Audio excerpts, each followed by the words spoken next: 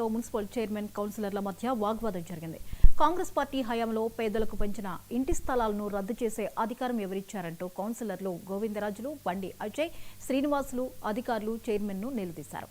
తప్పుడు ఎజెండాను ఆమోదించారని కౌన్సిలర్లు మండిపడ్డారు. హౌసింగ్ బిల్లులు ఇవ్వకుండా నిర్మించుకున్న ఇంటి బేస్ మట్టాలకు నోటీసులు అంటిస్తూ ఇళ్లు పూర్తి చేయకుంటే బేస్మెంట్లను తొలగిస్తామని అధికారులు భయభ్రాంతులకు గురిచేస్తున్నారని కౌన్సిలర్లు మండిపడ్డారు. బెదిరింపులకు పాల్పడుతున్న వారిపై చర్యలు తీసుకోవాలని కౌన్సిలర్లు డిమాండ్ చేశారు.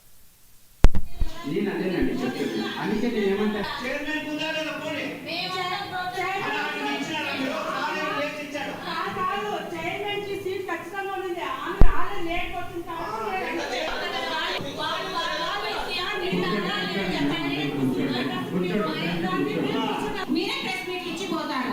ఇప్పుడు మాట్లాడింది ఎవరు, స్టార్ట్ చేసింది ఎవరు? మీరే.